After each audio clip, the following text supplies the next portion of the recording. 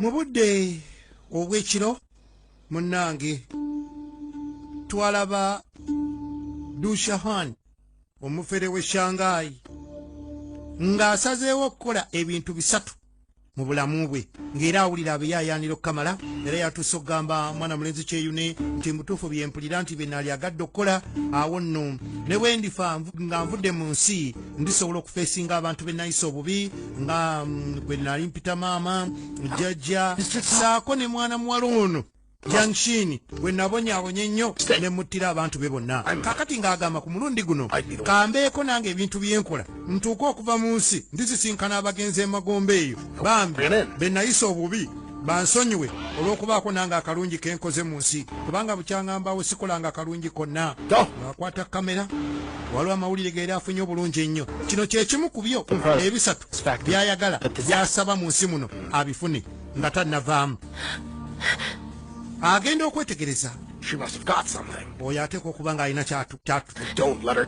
kyafunye timumukkiriza genda mumuyigge ye Saalongo ye Saalongo ye Shawulongo naye tetulina budde tulina muyita Saalongo okwanguya ebintu bino zeyi Saalongo effujjo eryo limufuukidde effujjo Why didn't you send the goods earlier today? Era bintu ng'oluddewo bireeta gaye mumanyi munanga amafuta gaalinnye ebbeeyi ebintu si byangu ate wamu pundi tozirina mafuta gaalinnye ebbeeyi abireese kiro matumbi budde be yalireese emisana kumbe yabiruisizaayo ng'alina byatabulamu akati Dusha adduka yeeyongerayo ekimu ku bintu byawulira nti byalikoze okubaako bambi n'engeri gyasanyusa Junction kirabikanga kyolekedde omulemerera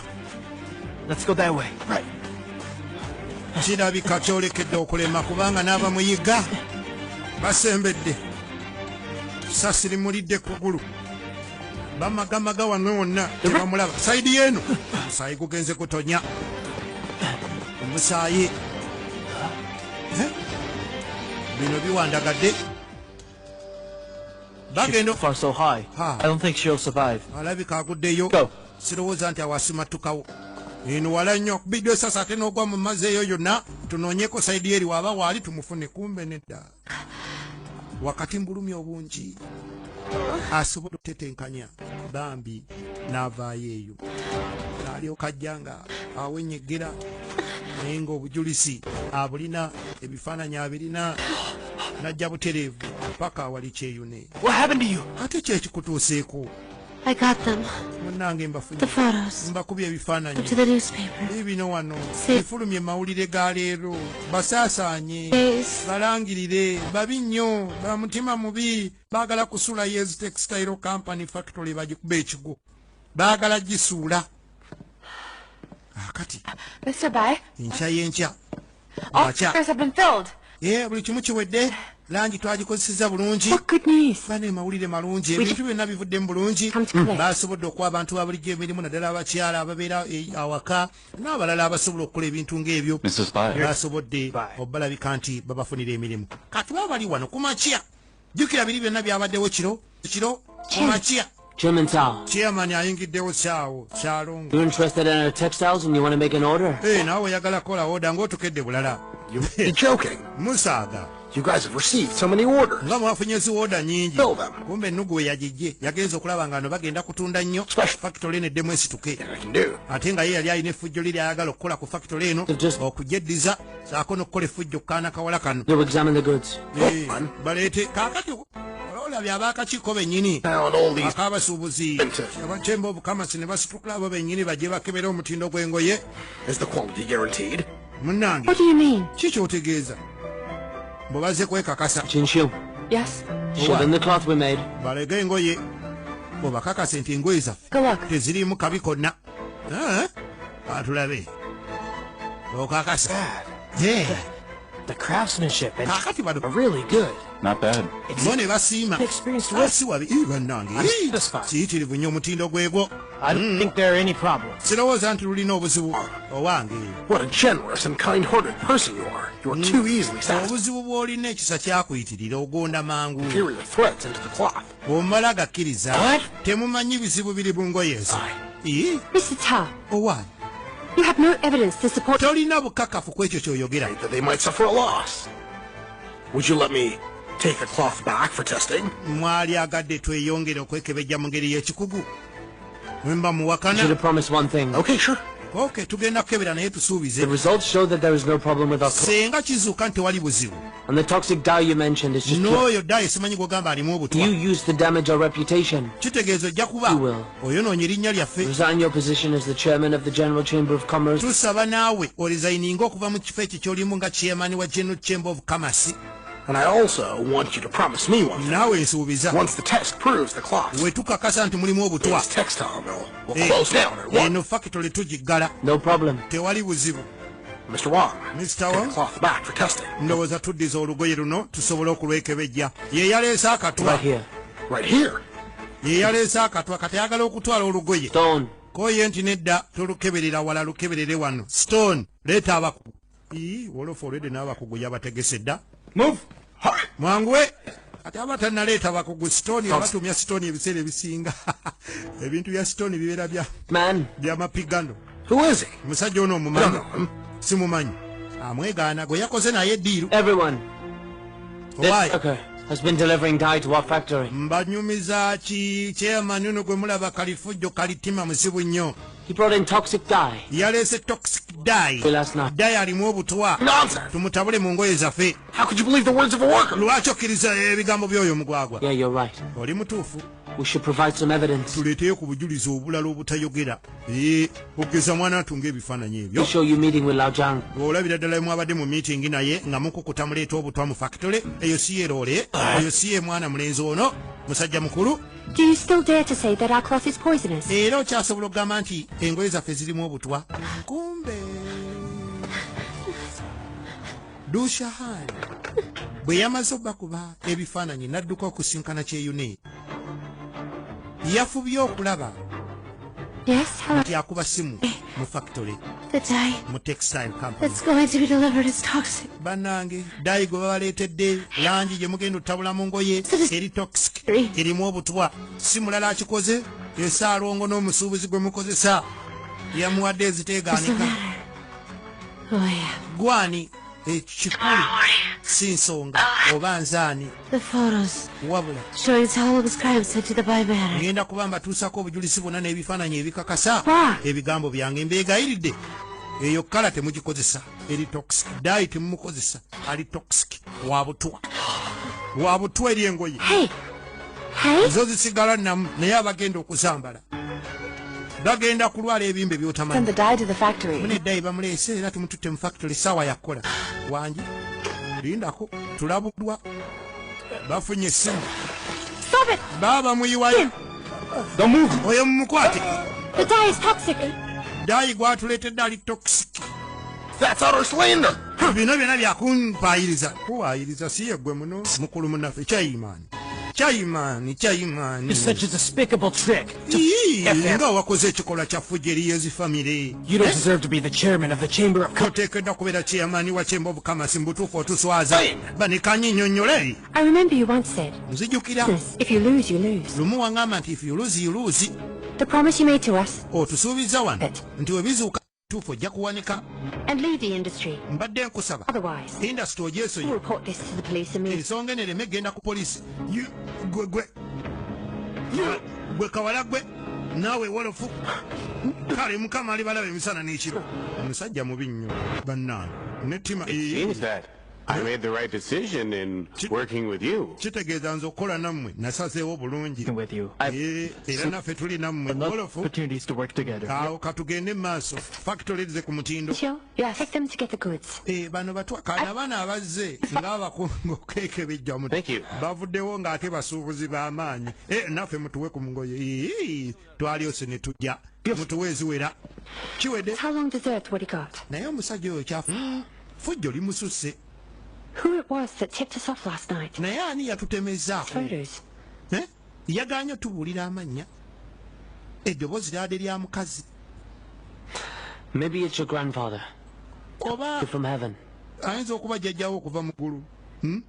It's time for you to hang his plaque. Mu ngeri yonna bambi afuba okulaba nti buli kimu kigenda mu maaso yakoze ekisoboka kyonna jjajjaawo yonna gy'ali akusabira mikisa mirere ke kaseera oddemu oti mbe ekipande kye ekya moral and integrity kibeerewo wali eri okakasa nti ddala musajja ebintu ebyabwesimbu mawulire gaatambula era factory nerabika okuba nti yo etandise okuddamu okutunda naye ng'obudde bwe baawa wolf bwo bumuweddeko buweddeyo. Is this how you're going to collect the money? Bw'oti bw'ogenda million pieces of silver. Okusoloza sente obukadde obwo bwonna. Textile mill to make that money. Ng'oli mu bino bagambye ezo sente eziva mu factory zimala.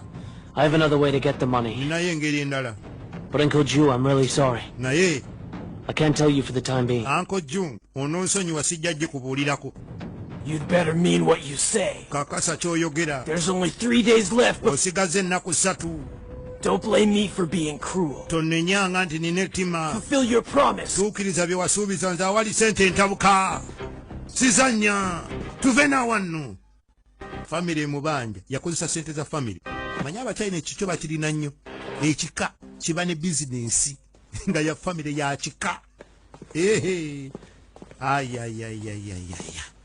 Mr. Spy. What? Mr. Stone. Stone. How's that issue I asked you? Kyenna kugambye kiyimiridde Get kitya. it, Mr. Bai.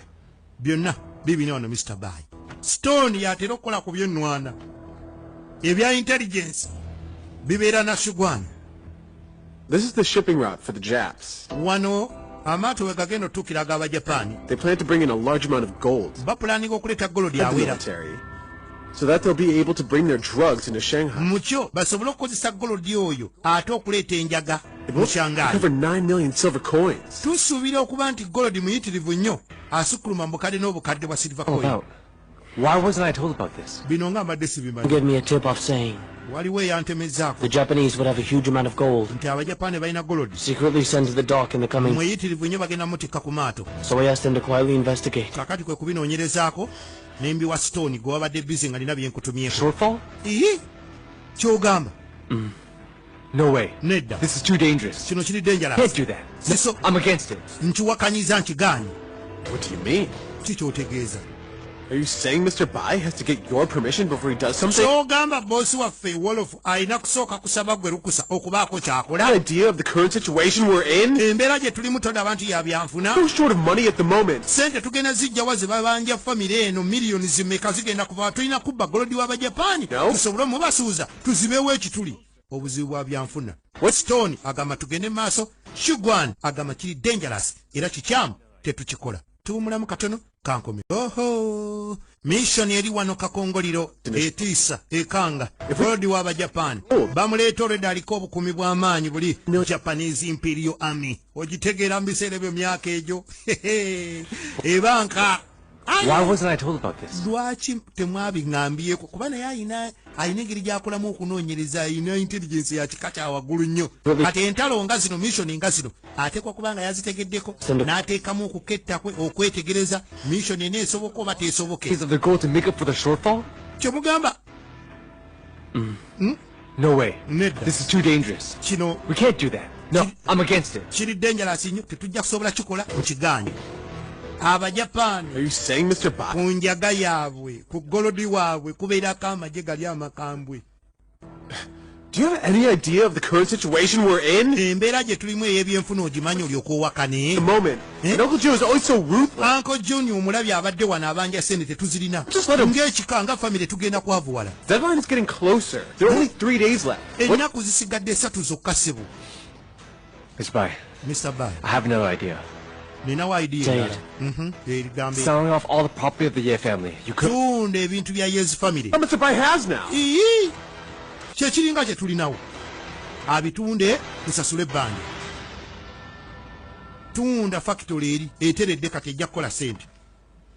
I bought her property Nagula ebintu ebyo because I owe Jiangshin an all my life. kubanga Junction yali aninako ebbanja. And I caused her to Era lose every member of her family. nze namuleetera okufiirwa abantu ba famire ye yonna. If she hadn't been blinded by my lies, Osanga senga saamuziba na bulimba bwange kumubuzaabuza. Bino byonna Du Shohan, tebyali baddewo and who Dushahan would never have happened. n'abalala bonna tebaalikoze effujjo mu famire eyo. And Naye if- olw'okuba nali neeyagaliza nganze omuntu nno obutabeera na famire ye n'egwa mu bizibu. Mr. Bai, the blame is not entirely on you. Naye You mean I've done nothing wrong at all? amugamba ebbanja nga ndabanga eriri ku ggwe Mr. It would be too dangerous to take the Japanese as gold. kijja kuba kyattabulabe ennyo kyattabbu ogenda obba eggolodi w'abajapaani Yes, they can- emmundu amasasi musayi gujja Reconsider. gujja kuyiika tetumalaako About our plan, I'll lead the team myself. nasazeewo dda pulaani eno nze ngenda okulembera ttiimu eno nze njo giduumira Dangerous mission. mission eri dangerous Participants must be clear about the risks. mwenna muteekwa okumanya ku risks zonna ebigenda okuddirira The purpose of the action wabula is not only to get money, kino but more importantly, si kyakufuna to stop the gold from ssente harming our zokka people. wabula kwe kustopinga The gold Japanese are hatching a plot and they are targeting Shanghai. bino byonna We babikola must stop them. tulina obastopinga Mr. Bai, Mr. Bai sebo I found out who is the mastermind behind the gold. nazudde ani aleeta enjaga It's n'eggolodi that Song Ben who had a feud with us in Tianjin. ye Sonny Ben omusajja gwe twalwana naye mu Tianjin kaakati omujjukira Stop our yali agenze Japanese- from going south. okutula naye eddiiro Join the Japanese army. omulundi guno yeeyongeddeko amaanyi talinga luli aliko Japanese army Aye. Mr. Bai If you insist, then bw'olemerako we must keep a person out of the Bai family. bw'olemerako nti tulina okukola missoni eno kitegeeza Back in Tianjin, Songban, mukazi wo mujje mu famire he eno could get to you that way.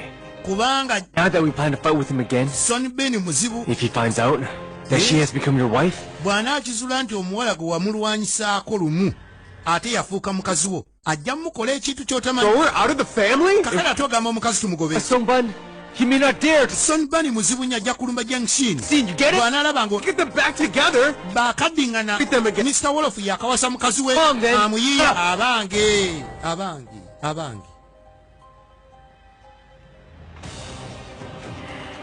What Shu Guan said is right. Shugwani kyayogera kituufu Junction has been in danger junction ali mu buzibu several times because of me. emirundi mingi byonna bibaddewo lwakubanza This time Song Ben ku mulundi guno Sonny and Ben his army n'amagye ge are ag'abajapaani dangerous for her. bw'anaakitegeera nti nawasa junction mu kifo ky'okulumba nsi Dave, she cannot ajja kulumba junction bubi nnyo to do with me. byonna ekaseera neekutuleko junction I have to amazima nteekeddwa send her away. okumwejjako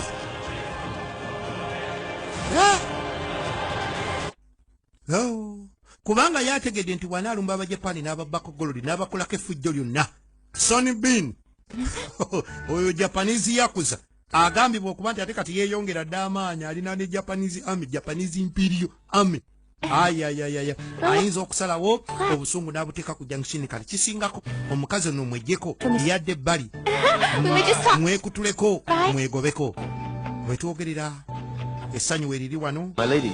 naye ng'omusajja tutegedde byonna abikola amazima ebbanja limuli mbulago asigaza ennaku 3 zokka asasule ssente z'atalira ayiiya kati kubba golodi lyagamba ejjinja limu likuba ebinyonyi 2 asitopinga golodi okuyingira mu Shanghai n'enjaga golodi yasooka Let's do it oluvannyuma enjaga n'eyingirawo On your own. kale agamba on my own.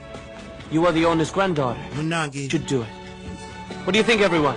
mulaba muti yennyini yaba akyekolera It's only kyekyo munnange ke kaseera agizeewo erinnya azimbe ekitiibwa kya jjajjaawe naye abadde ayagala kikola na wolofu agaanye agamba nedda buvunaanyizibwa bwo kubanga gwe w'ekika gwe wa famire gw'omusaayi we kaasigaddeyo kola kyoteekedde okukola bw'atyo Grandpa, n'atunulira jjajja Mom, maama bifaananyi please watch closely. bannaye mwetegereze nnyo kye ŋŋenda okukola ekika nkikomyawo erinnya ndikomyawo ekitiibwa kya famire enduulu Your mother and grandfather will be so proud. yajja yatambulira nnyo ku kigambo integrity obwesimbu kintu kikulu nnyo Easy. munnange For me or for the factory. tekimberedde kyangu ku lwange nze newankubadde I've made it. awo nno muku tugenda okulaba abulawo mpolampola And someone. abulawo mukazi wattu ng'abulidde wakati mu ssanyu Moment. mu birowoozo I annyonnyola want to share my feelings with this person. wabula njagala obategeeza okusharinga feelings zange zino n'omuntu ono agenda okukyuka gwayogerako nga yali abaddewo yeetegudde dde alina mission emuli ku mutwe yakubba Bye. And something came up, so he left. waliwo ensonga ez'amangu awo n'agenda bamuyise najjukira ebiseera ebyo nga tewali na masimu kitegeeza aba yaza kipanze Mr. nja kubeerawo ku katono mmale nveewo He said tewaliwo zino zi mobile phone. he hoped we could take care of it. Tofaayo alabika akikuleseemu era akimanyi gwe nnyini kyo okihandolinge bulungi era akimanyi tujja kikola.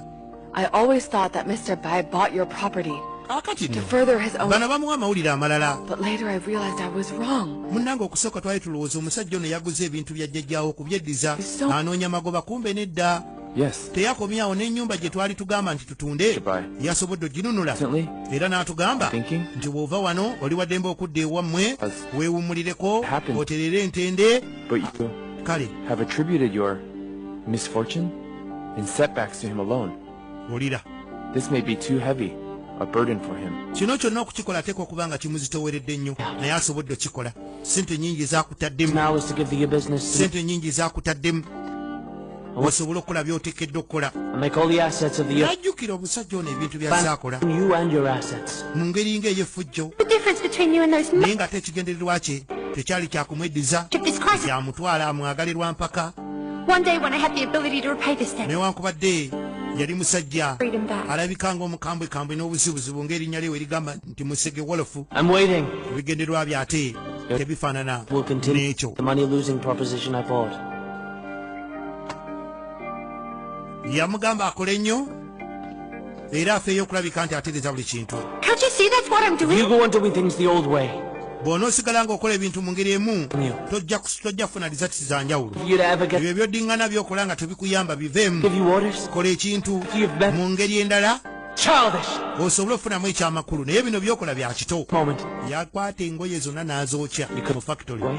Akatono yakatandika obitegeera. This is Bulijjo yalabikanga amukolako effujjo Nyo- naye ekyamazima yali agezaako kusetinga bwongo bwe Miss Mr. Bai. afune mind change. Buys. so you see. There's no problem we cannot solve. Munnange kino kyogedde okukakasa nti nze naawe tewali kizibu kye tutasobola buli kimu tujja kikola. My lady, My lady ate kati olagawa teeka omunoonya omusajja ono yakatandika okizuula gy'osanga ebintu bino byonna omusajja ono yeetisse omugugu omuzito omunene ddala kati watambula erudda wano n'atuuka ku bridge n'asiriikirira.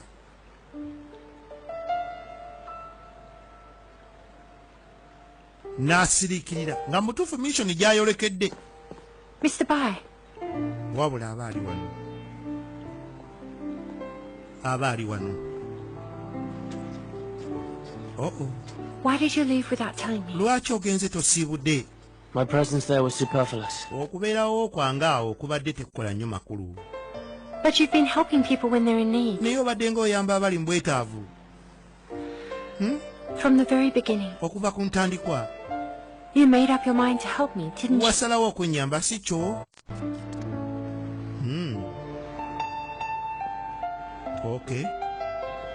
When I was in trouble, Bwe nali mu buzibu you paid my family's debts. munnaye wasasula amabanja ga The famire cover of marriage. buli kimu So you kyonna burned all our goods to force me to innovate. n'agenda ng'amujjukiza kimu ku kimu by'abadde amukolera byonna byonna. Manyi n'agamba n'omulimu omulala omuzibu ku nsi kuno kwe kuyamba atajjukira. Omuntu atajjukira amenya. Kyova olaba kikugwanidde nnyo okuyamba omuntu yenna nga tomusuubira kujjukira. Awo kijja kwanguyira osigale ng'oyamba. Kaakati ate bwe nkugamba okujjukira It was all for profit. toddanga kukulowooza nti ate bw'onooyamba nabo bateekeddwa okuyamba. Gw'obayamba kiri ku ggwe gw'okikoze ggwe tosuubirayo ate kirala. What'd you make from that? Kaakati amubuuza ebyo byonna bitegeeza ki? Your loyalty. Njagala buwulize bwo. You did a good job of reviving your business. Wakoze omulimu mulungi okuzza obujja bizinesi yo On making money for me. era ogenda kunkolera ssente And I want you era to work even harder. njagala okole ennyo. So I did those things. Kyova olaba Show you're loyal to me. nakoze ebyo byonna obeere muwulize gye ndi. Ya You should learn from me. ebyo biyigire ku nze obanga n'abakozi bateekerewo embeera ennungi bajja kukolera. I also wanted to tell you that naye naawe lindako the past is the past. nange njagala kugamba I hated you so much, nti ebyayita nakuwalana nnyo but I was being unfair on you. naye saali mwenkanya gy'oli. I don't think it's unfair. Sirowooza nti si kya bwenkanya. Ndaba wali mutuufu okumpalana. I did ruin your life. Kubanga That's what you meant when you shot me, right? nakusiraanya obulamu bwo naye nkulumya nnyo ky'obulaba wankuba essasi. Hate is not so bad. Obukyawe si bubi.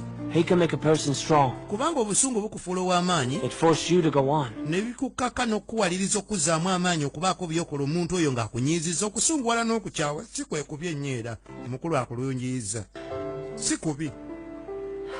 In the past, I did hate you. See you as... Mu kusooka nakukyawa. Kaakati ondabangaani. Good friend. Ndi mukwano gw'omulungi. Okay. That's good. Ekyo kirungi. Then let's just be good friends. Kale katubeere just good friends. Tutandikirawo obulamu. Obeere ewammwe nange mbeere ewange. Kola bw'oti. How are you, my friend? Olaba otya?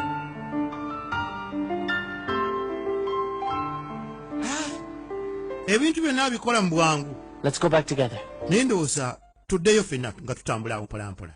Olaba otya? Jangu tugende. Anoonya kumweggyako agende ku mission gy'agendako enzibu agezaako kumutegula biki ebiyinza okuddirira.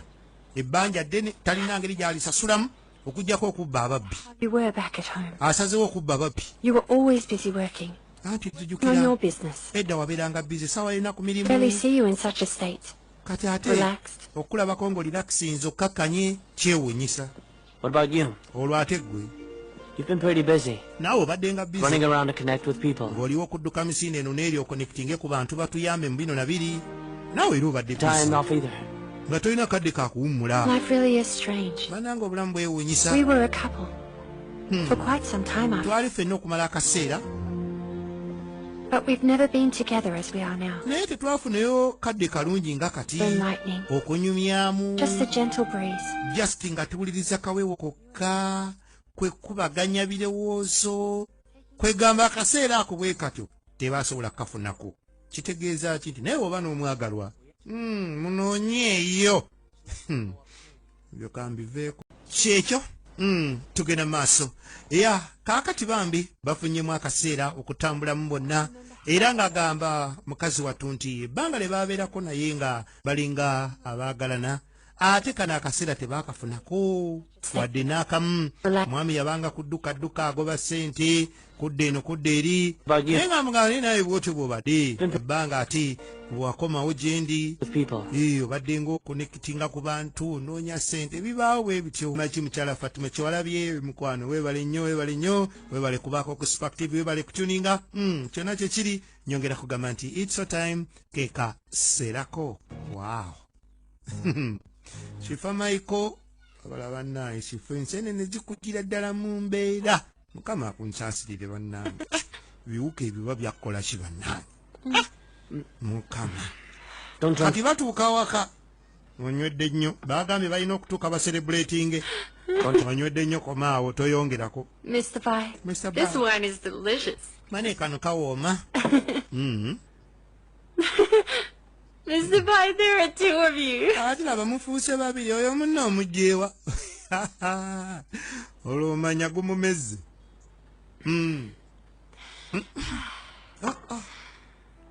Alaba babiri. Junction. Look after yourself. Munnange weekuume. What are you talking about? Kyekyoyogerako. You remember? Ojjukira You put in all that money paying off my debts. sente zonna wazitaddeyo ku bbanja lyange. To pull it off, Kale you lied to the big shots in your family. n'otuuka okulimba ab'ekika kyammwe bonna family. If I went back to the family now, don't you think they'd be suspicious? Gwe tolaba nti senga nva wano ne nnoba tebajja kwekengera. Stay in your house. Balowooze nti munnange ssente wayinona nnyo nina kubeera wano nga mukazi wo. Lekako ngamba mbu neekuume neerabirira endagawa nze ndi wano. Hey, Yo wayi you remember, I ojjukira can do magic, right? nze ndi wakabi mu magiki okajjukiraako nkukoleremu. No more magic tricks. Ai There's no trick in the world munnange that can turn back time. ebyo biveeko. Teriyo kakodyo mu nsi muno kakifuusa kasobola kuzza mabega kiseera time. ebiseera ebyakuyitako biba byakuyitako tosobola kubizza mabega kale obwo obukodyo obwo bweŋŋamba bwakolanga luli agera okulaba agonze. You said that we would let bygones be bygones. Waŋŋambye ebyayita tubireke bibire byayita byaggwa naye. But when a person does something wrong,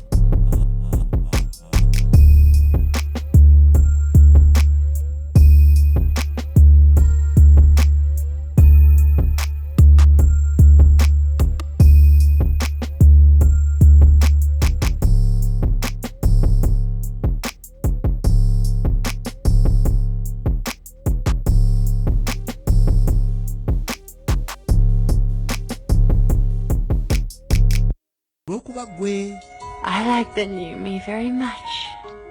Kati agezaako mulaga byo byogamba olw'okuba wanfiiriza bino olw'okuba gwe bino. Stop blaming naye yourself. agezaako mulaga tirekerawo okwesalira emisango oyinayo ebirungi by'okoze. Deep down in my heart, munda mutima gwange admired you more than anyone I know. naalibadde nkukyawa nnyo How can I perform dressed like this?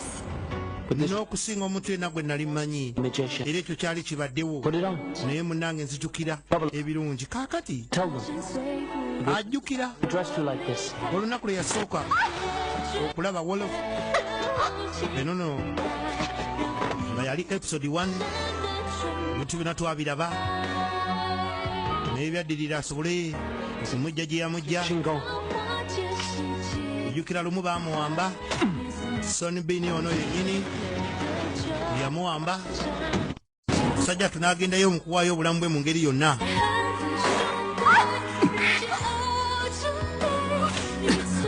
era n'amutaasa n'olunaku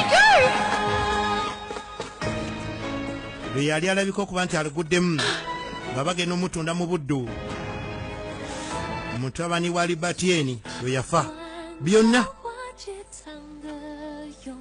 bangi bambuza Libertieni bane Libertieni nange saamanya nakoma okutegeera twakoma okumulaba nga akutta omulambo gwa mutabani we agenda naye yonna gyali kyonna gye kiri maaso ku spark Libertieni.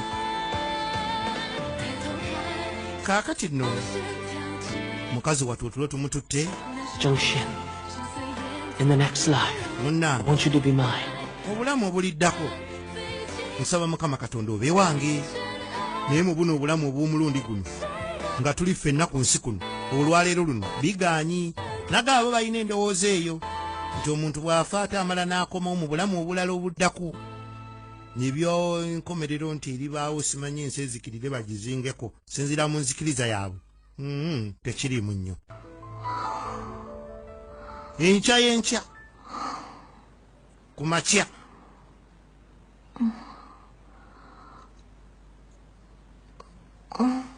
gye twaliise enkeera waalwo wolwo olunaku lwennyini genda okudda engulu ng'aliko ki hangover kiyitirivu nnyo. koze ntya guno nga nanywedde muzibu yenna atagala babadde baselebratinga Terrible news. mana amawulire amabi Terrible news. mabi nnyo The newspaper said you and Mr. Bai got divorced. mbugwe ne Mr. Bai mwadivosinze kani imagine nga n'omugole I don't know. abisoma mu mawulire bamugobedde mu mawulire omusajja amugobedde mu mawulire He's gone to attend a meeting. taliwo yagenze mu meeting To your house. mu meeting eri mu Chamber of Commerce omukulu agenze mu meeting alese omukazi amugobye amudivosinze